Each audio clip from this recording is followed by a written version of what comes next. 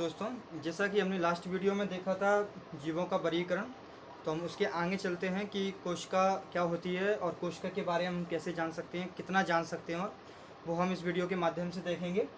तो चलो हम कोशिका स्टार्ट करते हैं।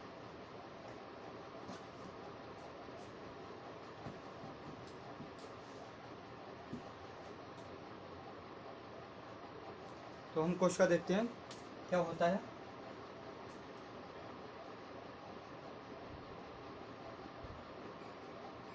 कोशिका को इंग्लिश में सेल कहते हैं। कोशिका the smallest unit of structure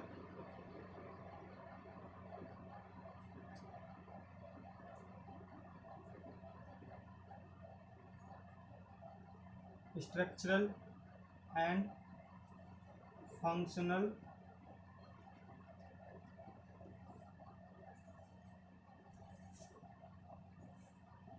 unit of life. इसका ये मतलब होगा कि जीवन की सबसे छोटी कोशिका जो है, जीवन की सबसे छोटी क्रियात्मक और संरचनात्मक और क्रियात्मक इकाई होती है। हिंदी में भी लिख देता हूँ। जीवन की सबसे छोटी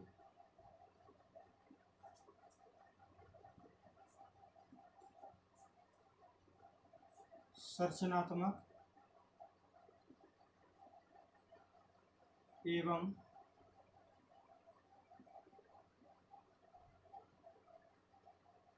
क्रियात्मक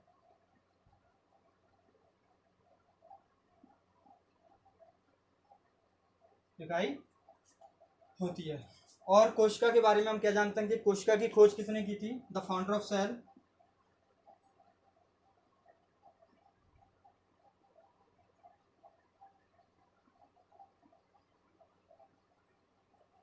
रॉबर्ट हुक।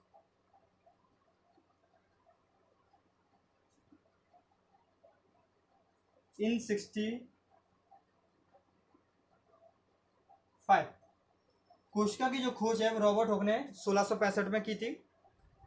कोशिका जो सिद्धांत दिया था, कोशिका सिद्धांत अलग वैज्ञानिकों ने दिया था और खोज इसकी अलग वैज्ञानिक ने की थी। कोशिका सिद्धांत स्टेटमेंट सेल,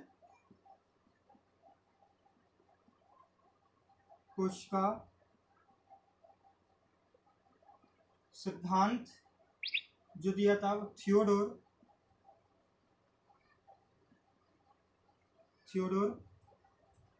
स्वान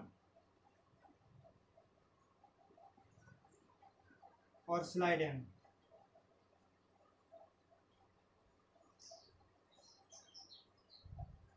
जो कोशिका सिद्धांत है वो थियोडोर स्वान और स्लाइडेन ने दिया था।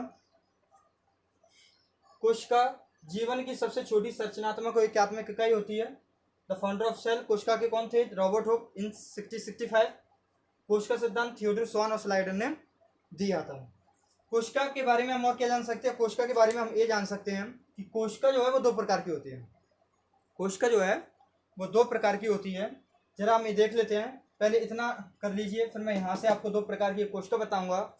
और दो प्रकार की कोशिकाओं में जो बेसिक रहेगा वो तो आपको यहीं याद हो जाएगा, और जो थोड़ा अलग अलग रहा तो हम उसको भी याद यहीं पे करने की पूरी कोशिश करेंगे। इसमें है कुछ नहीं कोशिकाओं में, टेंशन ना है। तो इसको स्क्रीनशॉट ले लीजिए या वीडियो को रोक लीजिए। धन्यवाद।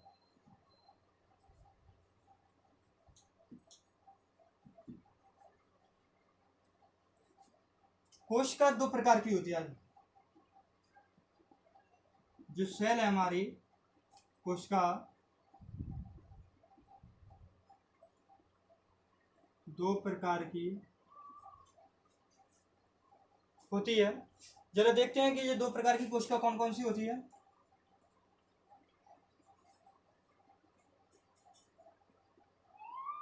प्रोकैरियोटिक कोशिका और यूकैरियोटिक कोशिका।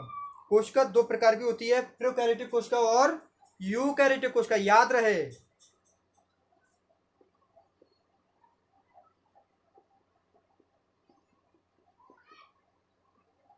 प्रोकैरियोटिक कोशिका इसको हम प्राचीन कोशिका भी कहते हैं, याद रहना चाहिए आपको।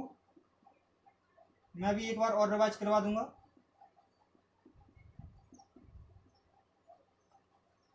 इसको यूकैरियोटिक कोशिका कहते हैं।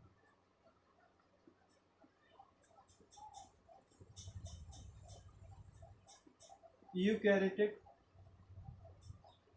कोशिका कहते हैं।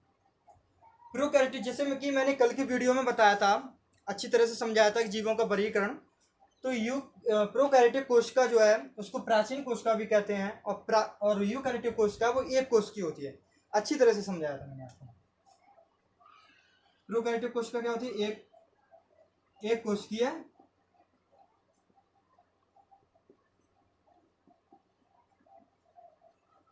एक कोश की है होती है। मतलब ऐसे जीव जो प्रोकैरियोटिक कोशिका के एक कोश के जीव से बने होते हैं उसे हम प्रोकैरियोटिक कोशिका के जीव कहते हैं, एक कोश की होते हैं। इनके एग्जांपल जान लेते हैं जरा। इंग्लिश में लिखना हो तो प्रोकैरियोटिक सेल, और इसको एक कोश के जीव होते हैं यूनिसेलुलर, यूनिसेलुलर होते हैं। एग्जांपल जीवाणु, मैं आपको हल्के हाल इंग्लिश भी बताता चलूंगा। बैक्टीरिया,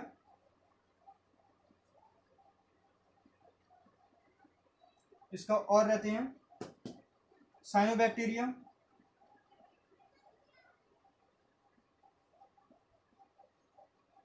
इसको हिंदी में क्या बोलेंगे? नील हरित शैवाल। साइनोबैक्टीरिया इंग्लिश में भी लिख सकते हो, इसको ऐसे लिखना है इंग्लिश में भी।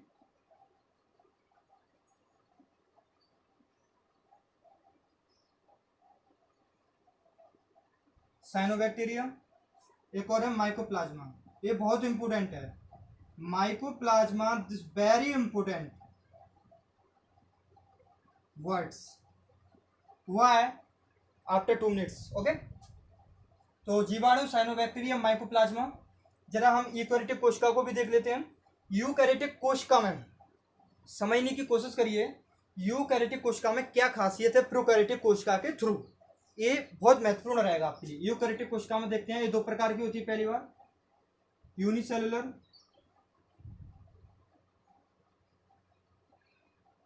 यूनिसेलुलर और मल्टी सेलुलर।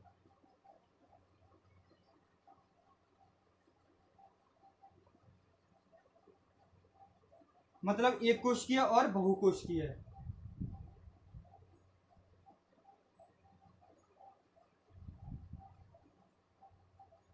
एक कोशिकीय।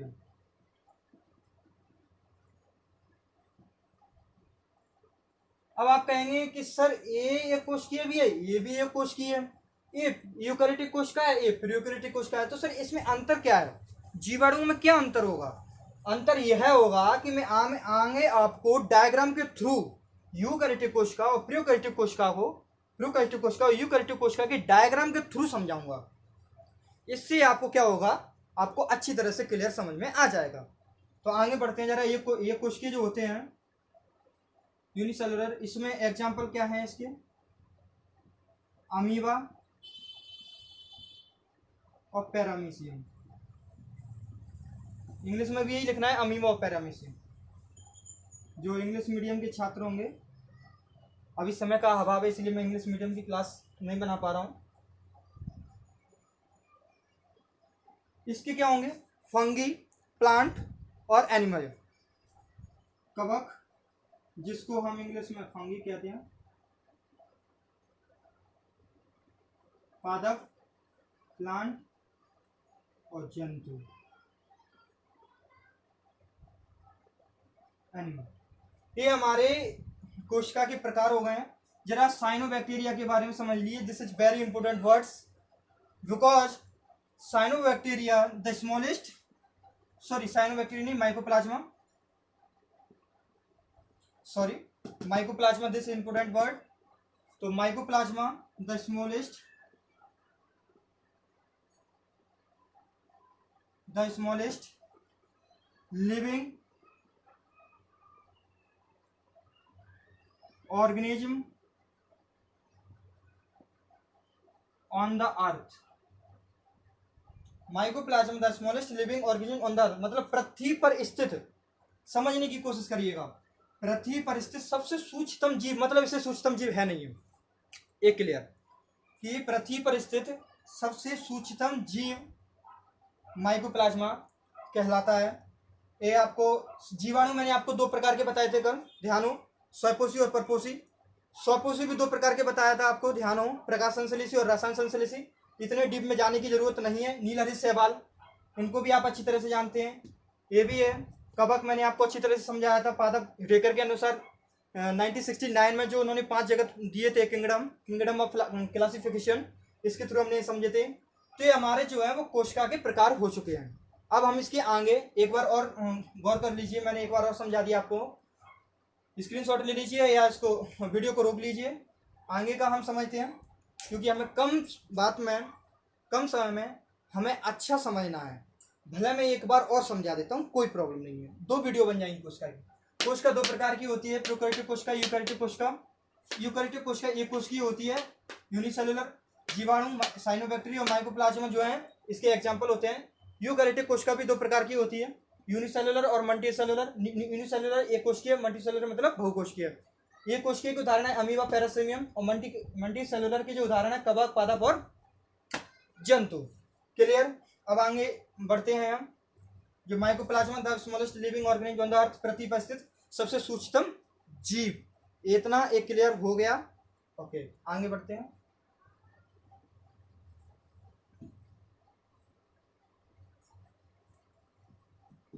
हम आराम से चलेंगे, कोई दिक्कत नहीं, बस समझ में आना चाहिए हमको।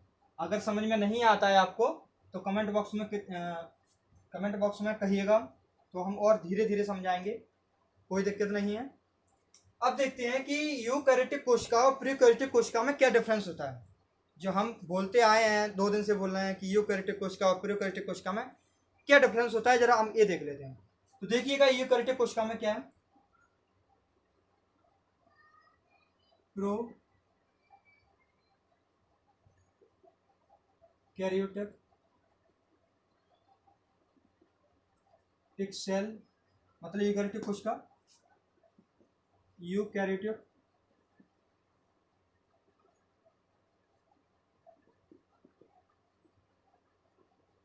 प्रोकैरियोटिक कोशिका और यूकैरियोटिक कोशिका में डिफरेंस क्या है, जरा हम डायग्राम के थ्रू समझेंगे।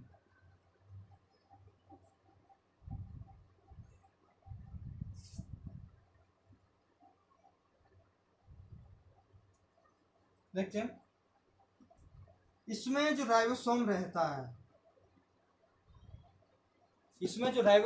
है, वो 70S टाइप रहता है। प्रोकैरियोटिक कोशिका में, प्रोकैरियोटिक कोशिका में जो राइबोसोम रहता है वो 70S टाइप रहता है, और जबकि यूकैरियोटिक कोशिका में जो राइबोसोम रहता है वो 80S टाइप रहता है। यहां समझिए, इसमें जो डीएनए रहता है इसके ऊपर कोई परत नहीं होती है, होती है तो बहुत कम होती है, वैसे परत नहीं होती है। इसमें जो डीएनए रहता है इसके ऊपर परत होती है, इसको कहते हैं केंद्रिका। और ये डीएनए दिखाई दे रहा है आपको, हाँ, डीएनए केंद्रिका, ये केंद्रिका हो गया। इसमें और क्या डिफरेंस रहता है, इसमें प्रोकैरियोटिक कोशिका में जो रहता है वो मीसोसोम होता है, माइटोकॉन्ड्रिया टाइप का होता है।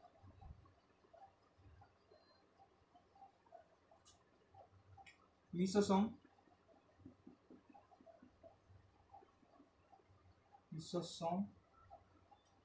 और इसमें जो रहेगा वो माइटोकॉन्ड्रिया।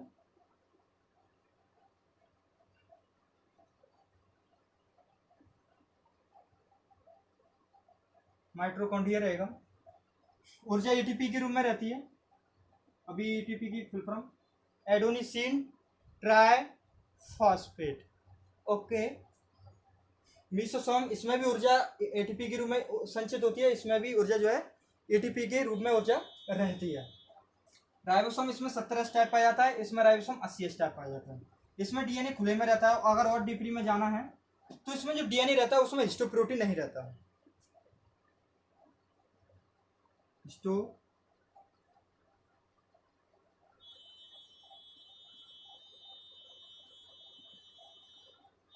इसमें डीएनए में हिस्टोन प्रोटीन एब्सेंट रहता है, मतलब रहता नहीं है।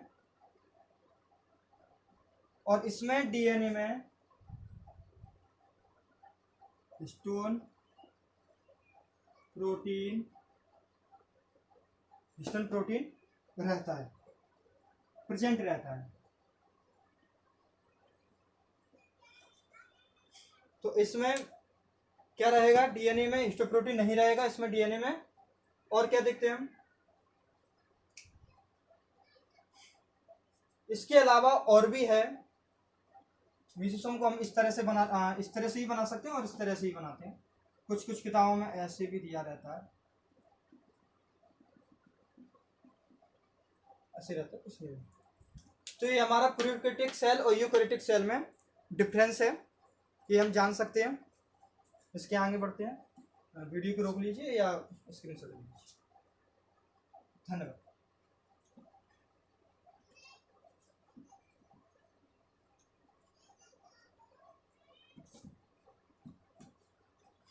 हम जरा देखते हैं एक यूकैरियोटिक कोशिका जो है हमारी,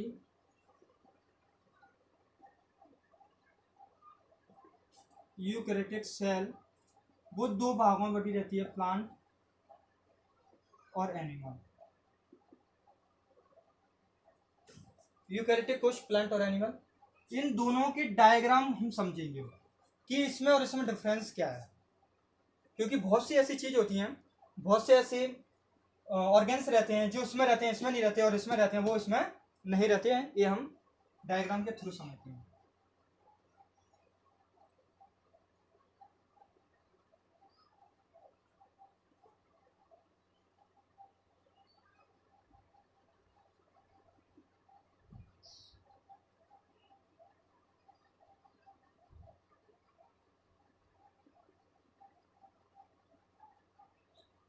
छोटा बन गया, सॉरी।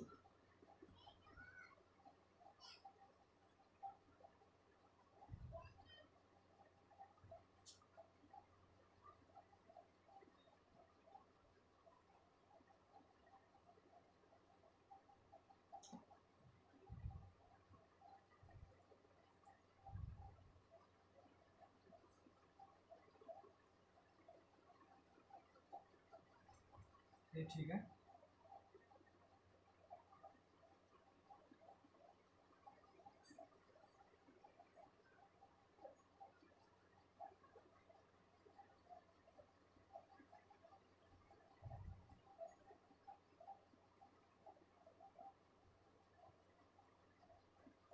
ये जो आपको डायग्राम दिखा रहा है वो प्लांट का है, प्लांट सेल। और मैं आपको ये को डायग्राम दिखा देता हूं, ये जो होगा एनिमल सेल। जरा हम इनको भरते हैं।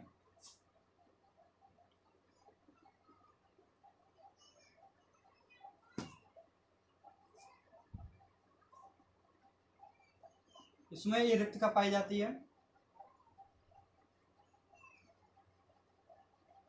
ये स्पेरोसोम होता है,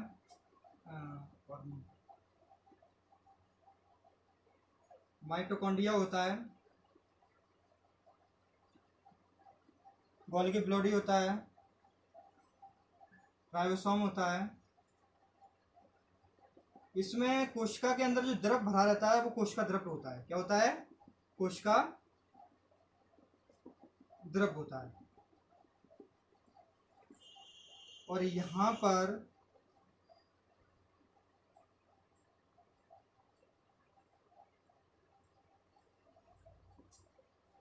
ये इसमें जो राइबोसोम होता है, ये बड़े बड़े छोटे छोटे, इसमें क्रोमेटिन पदार्थ होता है।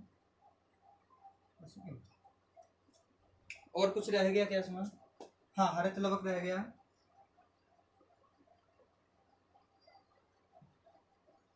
ये क्लोरोप्लास्ट,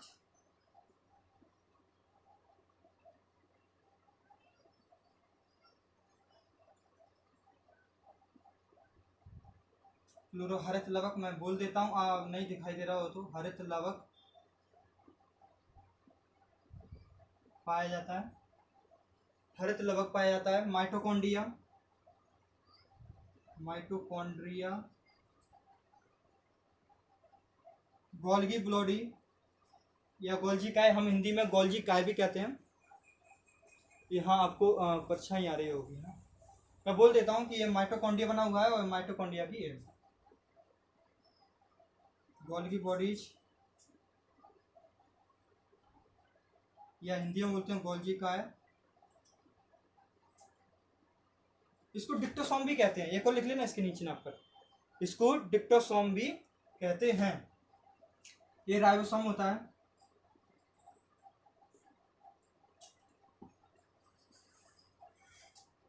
ये इसके ऊपर जो स्थित होते हैं, अगर राइबोसोम अंतर्द्रव्य जालिका के ऊपर स्थित हैं तो ये हो जाएगी खुरदरी अंतर्द्रव्य जालिका। ध्यान से सुना ये बात को मेरी को, कि जो राइबोसोम अंतर्द्रव्य जालिका के ऊपर स्थित होते हैं तो वो खुरदरी अंतर्द्रव्य जालिका होती है, और जिस जालिका के ऊपर राइबोसोम जो उपस्थित नहीं होते वो स्मूथ एंडोप्लाज्मिक रेटिकुलम होता है, मतलब चिकनी अंतर्द्रव्य जालिका होती है। तो ये खुरदरी या रफ एंडो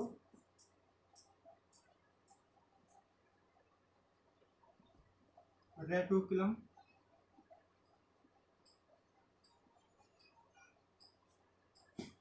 ये रहता है स्मूथ, मतलब चिकनी, स्मूथ चिकनी अंतर्द्रव्य जालिका, मतलब एंडोप्लाज्मिक रेटिकुलम। ओके, ये जो होती है वो कोशिका भित्ति होती है, सेल मेम्ब्रेन, इंग्लिश में बोलेंगे सेल मेम्ब्रेन।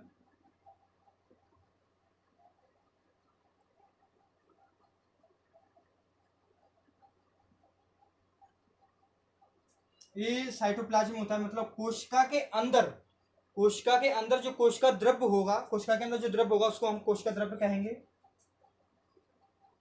साइटोप्लाज्म। ये स्पेरोसोम होता है,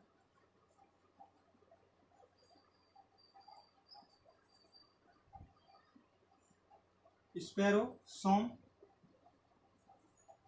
स्पेरोसोम होता है। और देख लेते हैं, केंद्रक के अंदर जो द्रव्य भरा रहता है, केंद्रक के अंदर जो द्रव्य भरा रहता है उसे हम केंद्रक द्रव्य कहते हैं। इसको इंग्लिश में बोलेंगे न्यूक्लियोप्लाज्म, केंद्रक द्रव्य। ये क्रोमेटिन मटेरियल आपको दिखाई दे रहा है केंद्रक के अंदर, इसको क्रोमेटिन मटेरियल मतलब गुणसूत्रीय पदार्थ, गुणसूत्रीय पदार्थ। इसके अंदर जो देख रहे हैं आप वो केंद्रक होता है।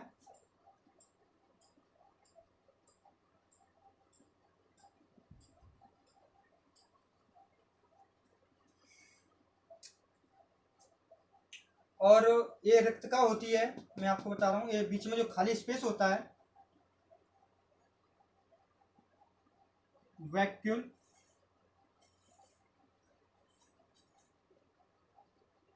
रिक्तका। और क्या रह गया है हमारा, हरित लवक हो गया, माइटोकॉन्ड्रिया हो गया, गोल्गी बॉडी हो गया, राइबोसोम हो गया, एंडोप्लाज्मिक हो गया, खुरदरी भी हो गया। इसको केंद्रक कला कहते हैं। ये चारों तरफ से आप देख रहे हो केंद्रक की चारों ओर, इसको केंद्रक कला कहते हैं। अब इसमें ए है, और गौर से देखिएगा जरा। अब इसमें ये देखते हैं कि ये तो हो गया पादप प्लांट सेल,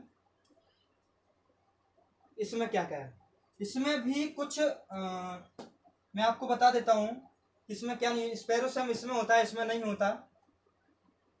इसमें जो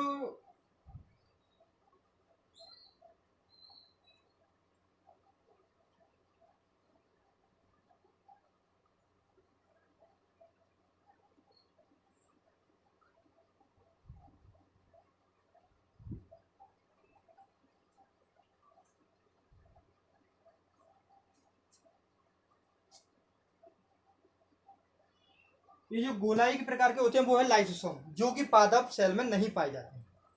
बहुत सारे होते हैं, एक नहीं होता, आप नहीं सोचेंगे। लाइसोसोम इंग्लिश में भी लाइसोसोम ही लिखेंगे। इसको बोलेंगे हम सेंट्रियोल, तारक काय। क्या बोलेंगे? जो कि पादप में नहीं होता, तारक केंद्रक या तारक काय। इसमें जो केंद्र होता है, केंद्रक जो होता है वो एक किनारे पर स्थित होता है, इसमें किनारे पर स्थित नहीं होता, ये बीचा बीच में स्थित होता है। इसमें क्लियर दिखाई दे रहा होगा आपको, इसमें केंद्रक जो है वो बीचों बीच में स्थित होता है। और सेम वही कंडीशन, इसमें माइटोकॉन्ड्रिया होता है, इसमें माइटोकॉन्ड्रिया होता है। इसमें हरित लवक होता है, इसमें हरित लवक नहीं होता है। ध्यान से सुने, इसमें हरित लवक होता है, इसमें हरित लवक नहीं होता है। और भी ऐसी बहुत सी चीजें हैं जो हम एनिमल प्लांट सेल में डिफरेंस समझेंगे। जो डिफरेंस रहेगा वो हम आगे की वीडियो में समझेंगे, इसके अगले जो वीडियो आएगी। और डिफरेंस के साथ में हम एक एक के बारे में पढ़ते भी चले जाएंगे कि हरित लवक क्या होता है, माइटोकॉन्ड्रिया क्या होता है, इसका कार्य क्या होता है। एटीपी के रूप में ऊर्जा होती है, इसलिए इसे कोशिका का ऊर्जा ग्रह कहते हैं। गोल्गी बॉडी क्या क्या काम करता है, राइबोसोम क्या होता है, एंडोप्लाज्मिक अंतर्द्रव्य जाल का बैकपोल स्पेरोसोम, साइटोप्लाज्म कोशिका भित्ति, और ये लाइसोसोम और ये तारक केंद्र। ये सारे भी जो वर्ड्स होते हैं इनमें मैंने डिफरेंस कुछ तो हद तक बता दिया कि ये दो इसमें नहीं होता, इसमें होता है लेकिन इसमें नहीं होता। और हरित लवक इसमें होता है लेकिन इसमें नहीं होता। ऐसे एक दो और हैं जो इसमें रिक्तता बड़ी होती है, इसमें होती नहीं है, या होती है तो बहुत छोटी मात्रा में होती है।